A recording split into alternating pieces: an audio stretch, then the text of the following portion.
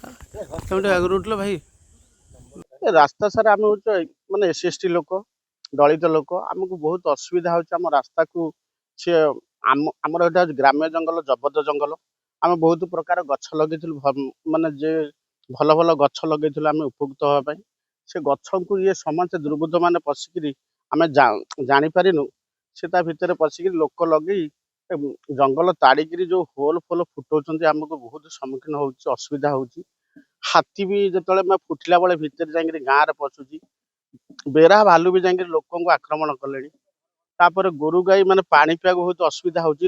ଗୋରୁ ଗୋଟାଏ ଉପରେ ପଇଲା, ଗୋଟେ ଦିନ ଗୋଟେ ପଥର ମାନେ ପଡିଥିଲା, ସେ ଗୋରୁଟା ରାତିରେ ମାନେ ସେଠି ପଡି ପଡିକା ବି ଗୋଟେ ଦିନ ତାକୁ ଟେକିକିରି ନେଇଥିଲେ। ସବୁ ମାନେ ଲୋକମାନେ ଟେକିକି ନେଇଥିଲେ। ଏମିତି ପ୍ରୋବ୍ଲେମ ହଉଛି। ତାପରେ ଆମେ ଏଠି ଯୋଉ ଜଙ୍ଗଲରେ ମାନେ ଘର କାନ୍ଥ ଫାନ୍ଥ ସବୁ ଫାଟିଲାଣି, ଆମେ ଏଠି ରହିହେଉନୁ, ବହୁତ ଅସୁବିଧା ହଉଛି। ଆଉ ମାନେ ସେଥିପାଇଁ ଆମେ ଜଙ୍ଗଲଟି ବନ୍ଦ କରୁଛୁ।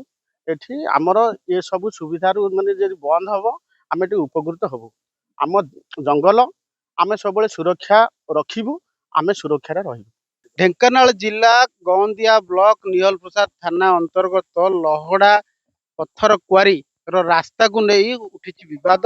ଗ୍ରାମବାସୀ ମାନେ ରାସ୍ତା ରୋକ କରିଛନ୍ତି। ଗ୍ରାମବାସୀଙ୍କ କହିବା କଥା ହେଲା, ଏହା ହେଉଛି ସଂରକ୍ଷିତ ଜଙ୍ଗଲ। ଏଇ ଜାଗାଟି ହେଉଛି ଗୋଚର ଜାଗା। ଏଇ ରାସ୍ତାରେ ଏଇ ଜଙ୍ଗଲରେ ରାସ୍ତା ହବା ଉଚିତ ନୁହଁ। କେଉଁ ସରକାର ପରମିଶନ ଦେଇଛନ୍ତି, ଆଉ କାହିଁକି ପରମିଶନ ଦେଇଛନ୍ତି, ଆମ ଜବତ ଜଙ୍ଗଲରେ କିଭଳି ଭାବରେ ଖଣି ହେଲା ଏବଂ ରାସ୍ତା ହେଲା, ସେଥିନେଇ ଗ୍ରାମବାସୀ ମାନେ ଆଜି ରାସ୍ତା ରୋକ କରିଛନ୍ତି।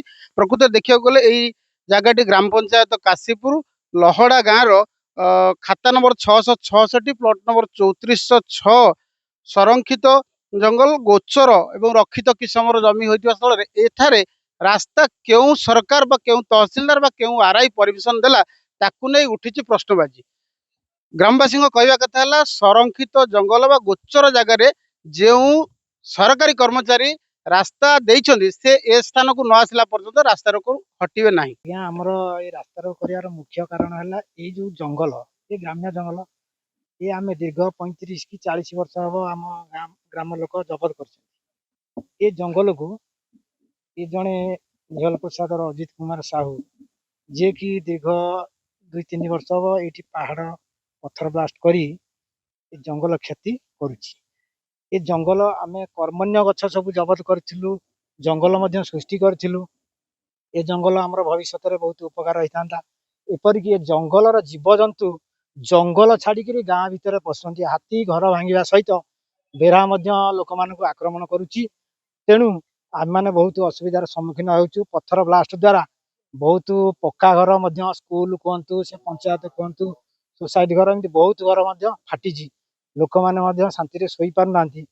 ଏପରିକି ଏ ପଥର ବ୍ଲାଷ୍ଟ ଦ୍ୱାରା ଯେଉଁ ବାଗେନା ହୋଲ ହେଉଛି, ତା ଭିତରେ କେମିକାଲ ଫର୍ଟିଲାଇଜର ୟୁଜ୍ ହେଉଛି, ଯାହାକି ପାଣି ଏହାର ତଳକୁ ମଧ୍ୟ ଯାଉଛି। ଏ ସ୍ଥାନୀୟ ଲୋକଙ୍କର କିଡନୀ ରୋଗରେ ଆକ୍ରାନ୍ତ ହେଇପାରନ୍ତି।